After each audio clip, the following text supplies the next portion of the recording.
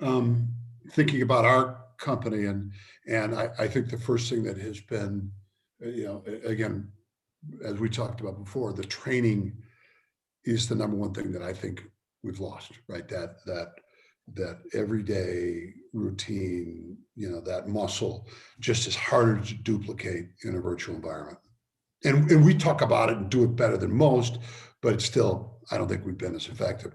And the second thing is culture, right? I mean, we had a very strong culture, which you witnessed on many occasions, and so you wonder how that's impacted, right?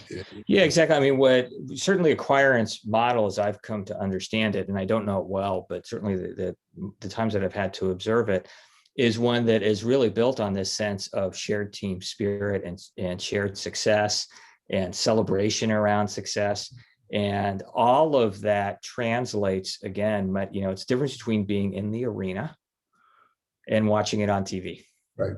Well, you talk about that connective tissue, those 8 o'clock all company meetings, and those things are what people talk about as the thing that reinforces, culture.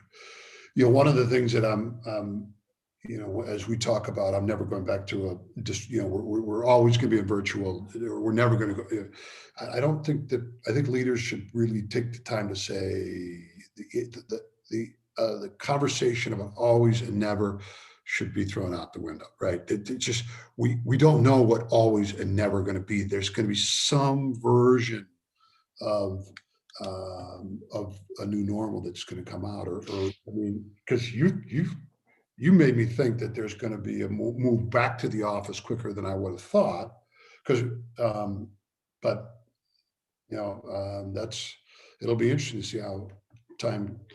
Yeah, and again, I could be proven wrong. Here's what I do know is that when the groups that I've worked with, particularly senior management teams, when they are distributed, whether they get together monthly or quarterly, and it's never less than quarterly.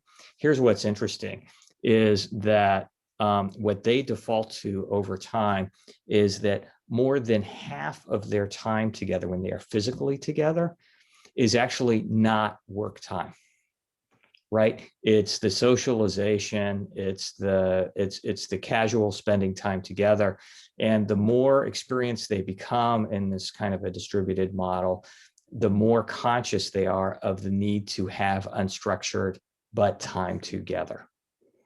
So whether they're all making a meal together, whether they're all doing the proverbial let's go bowling together, whatever it is, at least half of that time, think about that, half of the time that they're together is that informal time, because they understand that importance. And again, when you're physically together in an office, that happens automatically, Sure, or naturally. I'm actually not surprised at that. It's just it's hard to have brought a lot of people together, right? There's been a lot that people have had to deal with in the last year. Doc, thank you so much for taking a couple of minutes to chat.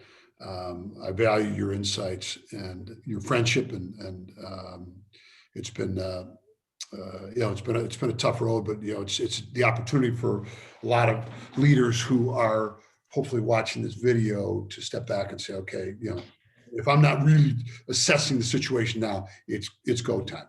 Yeah. So, there's a line from, and I know you're trying to wrap things up, but I think there's one other point that is really important for leaders, which is in the last year, most organizations have been stressed, and whether sometimes that's positive and sometimes that's negative, but they've operated under unusual stress.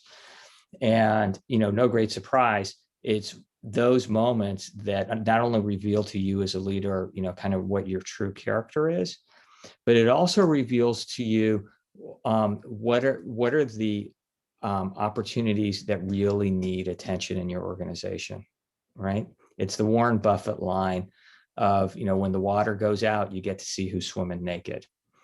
And what you're seeing is what you've probably experienced as a senior leader is, this is what's really, these are the issues that are really worrisome and that we need to attend to. So if you don't have that list, make the list. If you're not responding to those items, respond to those items.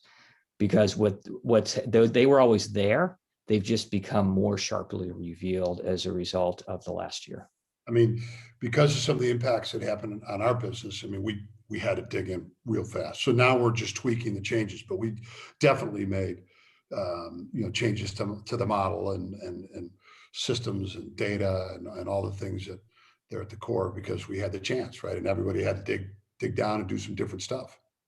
Yeah, I agree. And an interesting area where I've done a lot of work in the last year is in healthcare, and particularly with physicians. And one of the things, for example, that they're becoming aware of is they had all kinds of models to respond to short-term stress, short-term trauma. We're overwhelmed in this unit for this period of time. But what happens when the entire system becomes overwhelmed for not only months at a time, but in a time scale that looks like we don't know when it's going to end? To them, that's revealed a whole new level of issues that I don't think they quite understood that they had. Right. And my guess is others are in the same or in a similar position. Right. Doc, one of the things that I found about myself, and you know me well enough to know I'm nauseatingly positive as a person and as a leader. But I found like that it was really important for me to make sure that I was right down the middle, that there was not this sense that people said that he's being overly optimistic. He's that's just Joe being Joe. I mean, I felt it was really important to be right down the middle with really recognizing this is not good. This is tough. This is, going to impact us and our clients and et cetera. And I tell you, in March 1st, we had an all company meeting, and I said, hey, I'm going up again. I'm going to start to elevate the conversation, because I think we're coming around out of this thing. And I wonder if that was whether I was the only person that had that.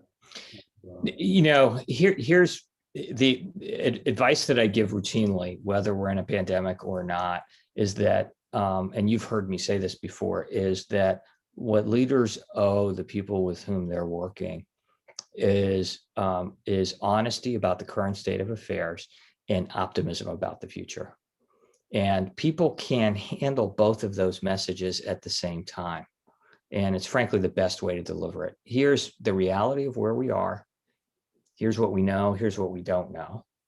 And here's what we're working to find out. And here's when we think we're going to know, right? And at the same time, here's the opportunity that we have in front of us. Because without both of those messages, right, you can start to see how, if you're just positive when things aren't looking particularly good, right, people don't think you're in touch with reality, right? They don't think you're being honest with them. And at the same time, on the optimism side, people need to know that there is a brighter opportunity ahead of them. Otherwise, why are we here? And they're looking for leaders to pull them through.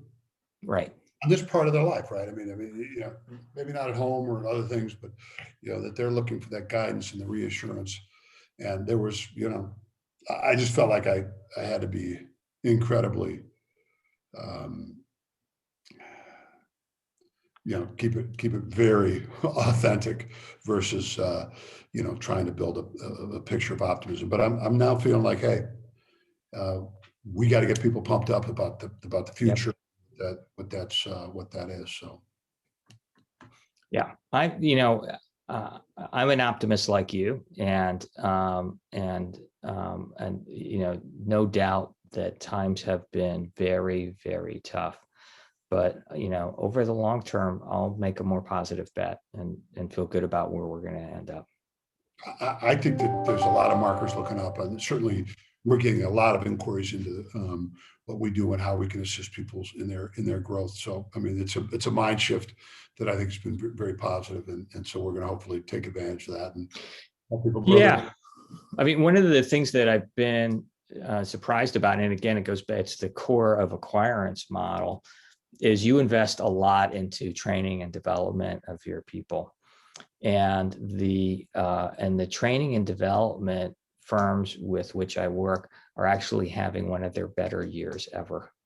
It's been interesting to me that people want to know that they're being invested in, particularly when they're, if they're in a remote environment, and the companies, if they have some wherewithal, have really stepped up and wanted to invest in that. Yeah, and I tell you, we've seen some really strange results of people who were great producers suddenly not be so good in that environment. And Right. people really thrive. So clearly people have picked up time. Exactly. It tells you. Yeah.